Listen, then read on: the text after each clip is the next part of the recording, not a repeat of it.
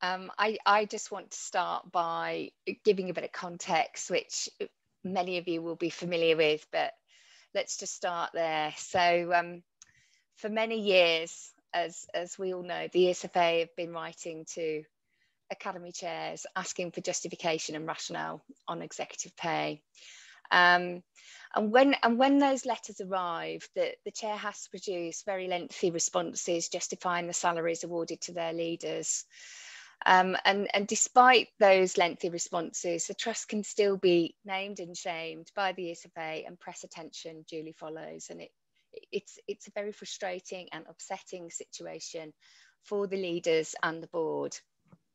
And whilst the ESFA have not sent any letters for some time now, it does say that it remains committed to challenging excessive pay wherever it is clear that it's not proportionate to the job role or linked to improving pupil outcomes. And that, for me, is a clear indication that this is something that is still very much on the priority agenda. It's still something that's being pushed forward.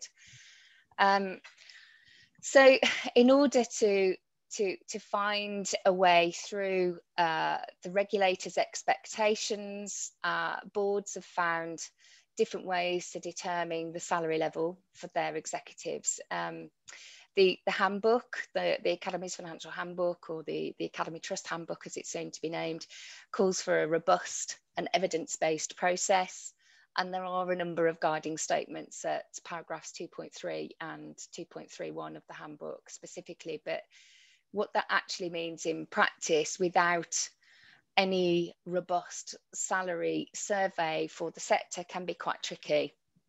So unlike other sectors, the education sector, specifically the school trust sector, has lacked robust salary data quite significantly.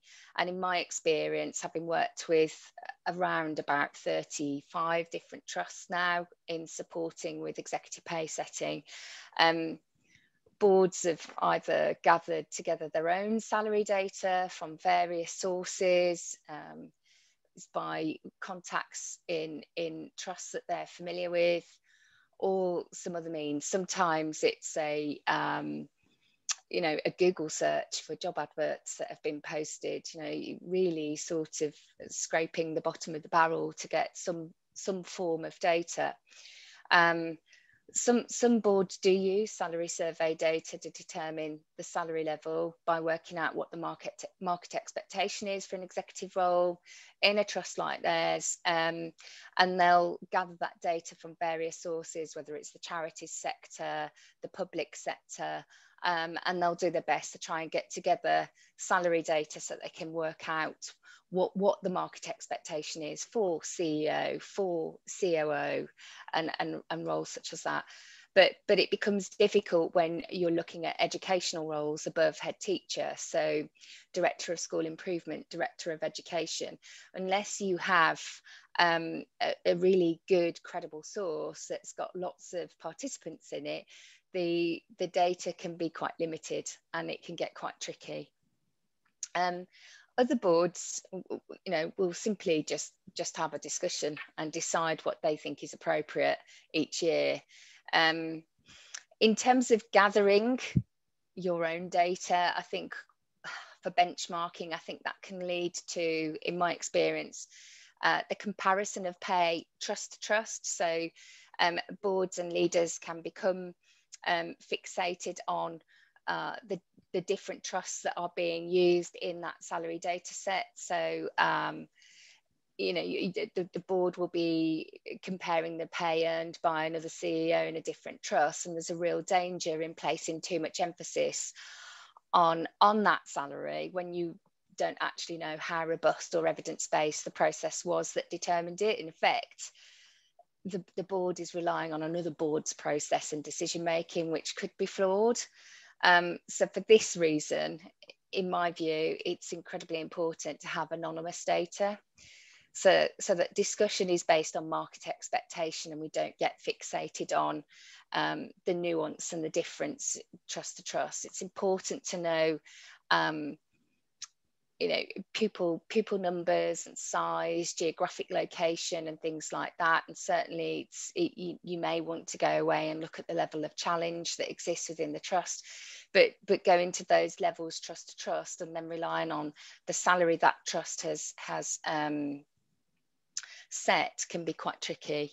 And I think the one question that I always ask boards is, I always say, the route that you've followed so far, do you believe that it will withstand public scrutiny? Will it meet that test of robust and evidence-based? And I think, I think we all know that a simple board discussion is really going to struggle to cut it and meet that test. But whichever route taken, board should consider how much evidence it does have available to justify its pay decisions. At the CST Spring Conference, I led a session on executive pay setting, and I thought we'd ask a poll question of the delegates, and some of you on this call this morning may have been there. And I asked, did people think that salary benchmarking data would help executive pay setting in school trusts? And it was quite an overwhelming response, actually. 91% voted yes out of the 128 people that voted. And here we are. This salary benchmarking survey that's being brought to you by CST will be the first formal salary benchmarking survey for the school trust sector.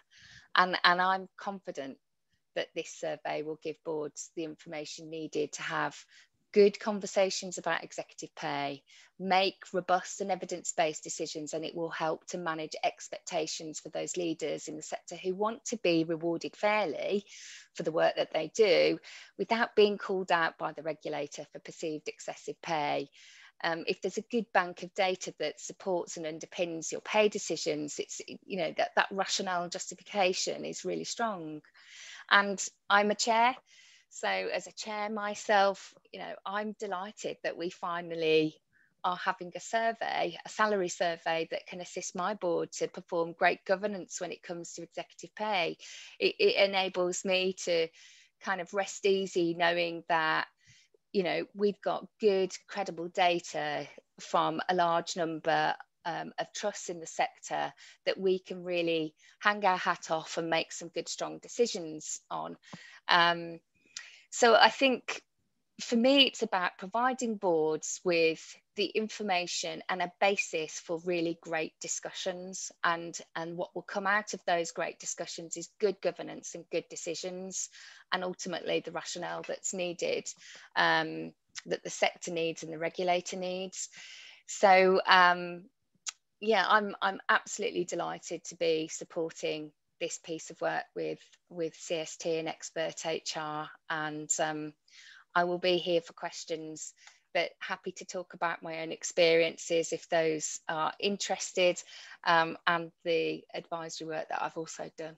So I think at that point, I shall hand over to Jenny, who's going to give you a bit more information in detail about the survey itself.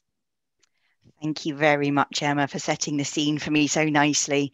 I'm going to attempt to share my screen. Let's have a look.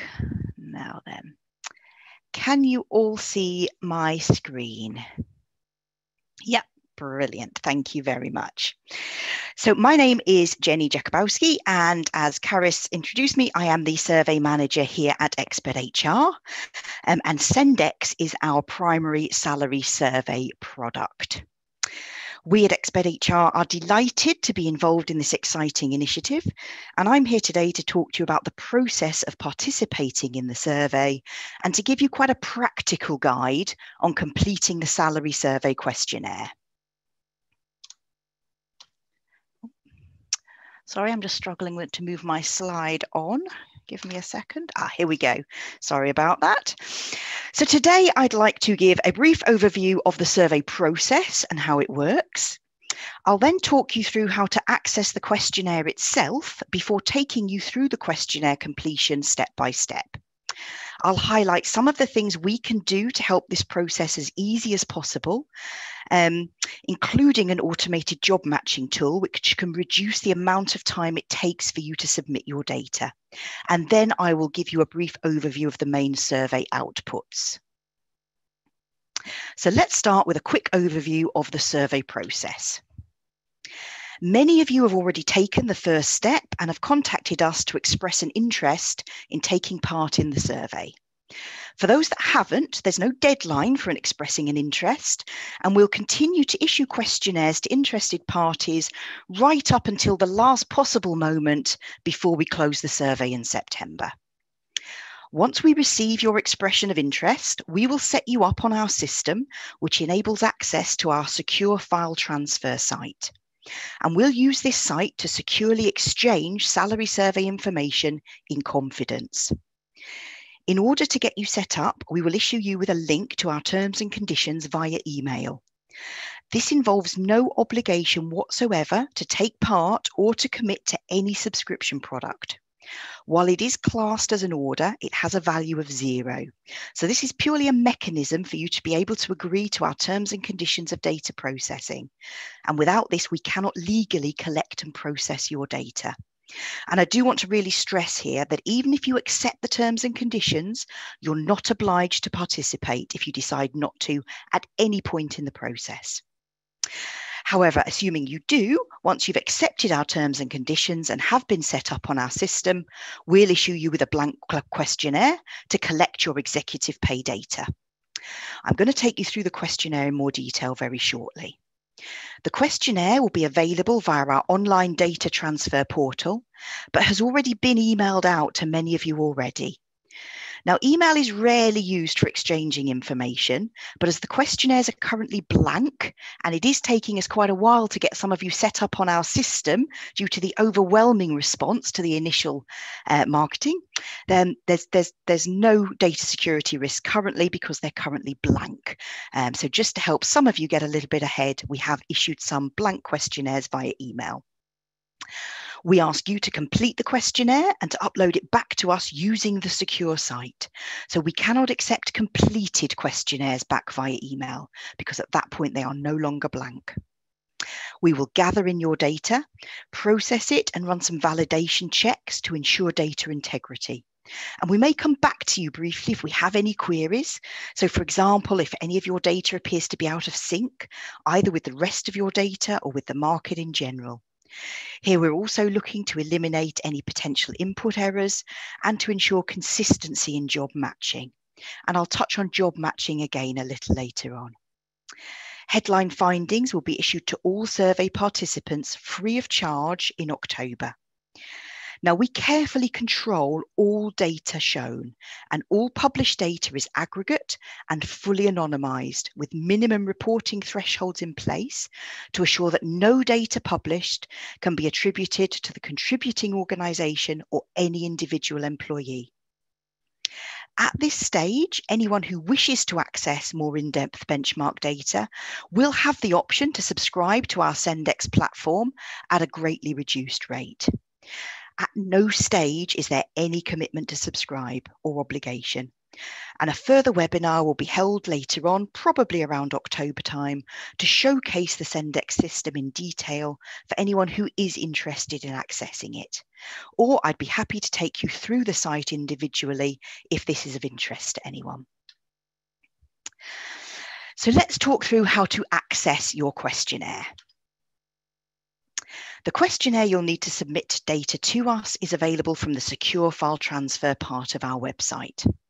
Once you've been set up on our system, you'll receive a welcome to Sendex email inviting you to log in and select a password. You can then visit sendex.co.uk and use these login details to access the site. Please do get in touch if you have any trouble logging in. Once logged in, you navigate to My Files from the home page. This page is secure, encrypted, and accessible only by those authorised to have access from within your organisation. And this is where you'll find your questionnaire for 2021, which we'll use to collect your data. You can download this and save it somewhere on your own internal system for completion, and you can use this file transfer facility to securely upload your file back to us on completion. And I'll now take you step through the questionnaire itself. The questionnaire is a password-protected Excel file. The password will be emailed to you separately, and you can contact us at any time if you need this password resending. The first tab on the questionnaire is named Read Me.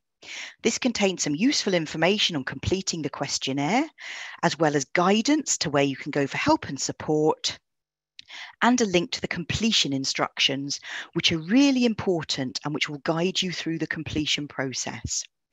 These instructions contain a column-by-column guide to completing the questionnaire, as well as some really detailed coding information and information on the job levels and functions you will need to complete this survey. The second tab on the questionnaire just asks who we should contact in the first instance if we have any queries on the data itself. And this would generally be the person who completed the questionnaire. The third tab asks general questions about your organisation, including your size in terms of headcount, your number of schools and pupil numbers. We then ask for some slightly more detailed questions about your organisation, including the type of provision offered and the religious character of your trust, if any. The final tab is named Individuals, and here we collect data on individual employees. So one row on the questionnaire represents one employee. So who are we asking you to include on this individual questionnaire? Well, the survey's looking to capture roles and report on salary data for your executive leadership team and those key central trust roles. And we anticipate that these staff will fall primarily under what we define as job levels 10 to 15. So from chief executive through directors, function heads and departmental managers. A full definition of the different job levels and the different job functions which can be applied to employees are found within the completion instructions. We're not asking you to submit data on staff outside these levels of responsibility. However, if any of you did wish to submit data for a wider range of professional services and support staff, you are able to do so. And if you do eventually subscribe to the Sendex platform, you will be able to benchmark these roles. So do please get in touch with us separately if this is of interest to you. So moving through the questionnaire. And we're going to take quite a practical step-by-step, column-by-column brief overview of what we're asking. The first two columns are for our use only, so you can completely ignore these. They contain our system references, firstly for your organisation and secondly for each record within the questionnaire. And these will be automatically populated when we receive your data for the first time. Next, we ask for information on each individual employee. So firstly, the employee ID, and this is essentially your unique reference for each individual. We ask that no names or national insurance numbers are provided here for obvious reasons of data security. And this field will help you identify your staff in future years if you choose to take part again. And those who do go on to subscribe to the Sendex platform will be able to review individual employees' pay within your own organisation and see how they compare to the broader market. And you can do so via this employee ID column. We also collect gender and date of birth, which we can use in generic equalities reporting, though I must stress that these fields are optional, so you are not required to complete them if you choose not to. We then ask for information about the role undertaken by each individual. And a role is defined by two key elements. The job level you choose for each individual represents their level of seniority or position within the organisation's hierarchy. The job function you choose alongside this will describe their area or field of work. And getting the level and function right is crucial. We're happy to assist if you need support, and we can offer help and guidance in matching your individuals into our system of levels and functions if this would be helpful. If you submit levels and functions which look to be a drift of what we would expect to see for the job title provided, we may query this and make some alternative recommendations, which you are under no obligation to accept. And I'll talk a little later on about an automated job matching system and how we can help with this process. Moving on, we have two more optional fields. You can assign your own internal departments for your individuals, and you will then be able to benchmark your internal departments using our review pay tool on Sendex. If this field's not relevant to you, please again leave it blank. FT hours is another optional field, but will help us undertake analyses around ratios of part-time to full-time staff, and also identify any part-time salaries which may have been entered in error. Moving on, we go into the details of remuneration. The completion instructions contain a comprehensive definition of how we define basic salary, as well as the other elements contained within the questionnaire. It's vital, for example, that full-time equivalent rates are entered, even for part-time employees, as any part-time salaries can skew the results. And we're asking for FTE salaries to be entered based on a 52-week year. Some fields, like location allowance, are actually already included in our definition of basic salary, but we do also capture them separately so we can report on them separately. So I would urge you to read through the completion instructions and check out the definition of each reward type before you enter them. Also collected, as you can see, where paid, are any skills supplements, bonuses, TLR payments, and any other allowances and honorarium. If you don't pay anything on top of basic salary, you can completely ignore the remaining columns. You do not need to enter zeros to indicate that nothing is paid. If any individuals are in receipt of a car or a car allowance, you can enter either the annual allowance value or the relevant code to best describe the approximate value of their car. And the completion instructions again provide a comprehensive list of codes relevant to a range of car types and values. Moving on to information about additional benefits. Indicate those staff in receipt of any private health insurance, as well as the employer's contribution to each individual pension scheme as a percentage of basic salary. There is also a column to indicate which type of pension each individual is a part of. Again, if this is not relevant to any employees, you can just leave these fields blank. The postcode column covers the individual's contracted place of work, and we use postcodes to create a town, county, and regional filters on our published data. We do not publish or report on the actual postcodes entered here. For home-based staff, please do not enter their home postcode, but rather the postcode of their official place of work. We then finally have a custom column which is free text and is for your own use. So for example, if you have multiple schools within your trust, you may choose, for example, to enter the school each individual is affiliated to, but you can also leave this column blank. And finally, the very last column in our questionnaire is reason for leaving. We don't report on leavers, only on employees currently in post. So as this is the first time you're submitting data to us, you can ignore this column and we ask you to enter details of current employees only. The reason this column is there is that in second and subsequent years, we will return your questionnaires pre-populated with the previous year's data. And anyone who chooses to take part again can update what's already been submitted rather than starting from scratch. When you come to update your data in future years, if any of the employees within the questionnaire have left, we ask that you don't delete those records or update them with details of any replacements.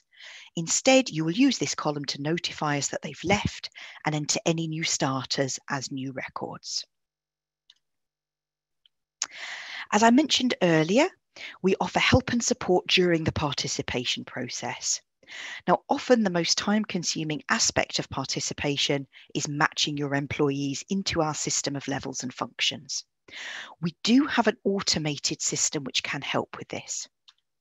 Our automated job matching tool is a special computer program which uses machine learning to review your job titles and makes recommendations as to the most suitable level and function based on how similar roles are coded across our entire database. You do not have to follow these recommendations, but they can help in reducing the time spent assigning levels and functions to your records. And all data received is put through this job matching tool and returned to you alongside any queries on the data. You can at that point review or ignore the suggestions. So that's what we're asking of you. Quite a lot of columns, but when you break it down to those that are actually relevant and are mandatory, hopefully it doesn't become quite so daunting. I will now talk very briefly about the survey outputs. So all participants will receive a headline findings report completely free of charge. This will be a multi-page PDF report issued to all participants via email, and it will include some top-level analyses of executive pay across all levels of senior leadership, analysis by broad region and size of trust, as well as some reference to functional areas. So, for example, governance, finance, school improvement, HR. The final composition of the report will very much depend on the composition of the data set we're able to gather during this process. Those who wish to access more in-depth market pay data from across the sector and from beyond the sector will then have the opportunity to subscribe to Sendex at a substantial discount. Sendex is based on a dataset of 1.25 million records, covering all responsibility levels, all job functions across all industry sectors. So we have data from private sector, from manufacturing and production. We have a really strong presence across higher education and within the voluntary sector, as well as the public sector. And Sendex is comprised of two main online tools, Benchmark a Role and Review Pay for Employees, as well as providing access to a range of articles and other online content around pay and reward. This is a screenshot from Benchmark a Role, and you can use this to either search for a role by typing in a generic job title, or you can build a role where you select which level and function you would like to use. Results can then be broken down further by filtering options such as location, industry sector, organisation size, or length of service of incumbents. And filters specific to this survey will be added into Sendex in October, and you will be able to filter by number of schools, educational provision, and pupil numbers. Within this system, you can save roles, duplicate tables, or export them into Excel if you wish. And this system is updated monthly. So we continue to collect data all year round and update the underlying data within Sendex. The next Sendex tool is slightly different. This is Review Pay for Employees. As the name suggests, Review Pay takes your employees as the starting point, as entered on your questionnaire, and then provides market comparators for each selected individual or group of individuals. Now, this is accessible only to you and those within your organisation you have given authorisation to be able to access it. You can define your own market. So is it your own sector plus region, or a combination of sector, region, and size of organisation? And you can see instantly how your senior leaders compare to your chosen market, with cash and percentage differentials to the market data clearly highlighted. And this can be very neatly exported into Excel for further analysis and internal reporting. And I will hold a follow-up webinar in a few months, as I mentioned earlier, once the headline findings have been published, to introduce those of you who are interested to the full Sendex functionality. And then finally, I won't keep you much longer. We have a few hints and tips which may help you get to grips with the data submission process. So for example, first-time users often find it easier to start with a fresh export from a payroll system if you have one. Simply paste your employee ID numbers into the questionnaire and then use a VLOOKUP to enter fields such as salary, bonuses, allowances, and other fields into the questionnaire, using the employee ID as your key. Make sure all your basic salaries entered are all full-time equivalent. Also, if you find a particular field problematic, then please talk to us. As I've mentioned, not all fields are mandatory. So please don't struggle to populate a field that you're just finding it too difficult to populate because you don't hold the data or it's not accessible to you. And finally, you don't even have to use our template. You can submit data on your own spreadsheet, providing we can identify the relevant information. As we ask you to submit your data and place your trust in us, in return, we make certain promises to you. When you submit your data to us, you can be confident that we will operate under strict rules of confidentiality. We'll support you at every stage of the process, and we will be flexible and mindful of your needs, and that the data we add to our database will be as accurate as possible. And I will just put up there our contact details, but they will be emailed to you and available via multiple sources. Do please feel free to get in touch either with myself directly or with our advisor team, who are there and are happy to help you with any question, no matter how small or large.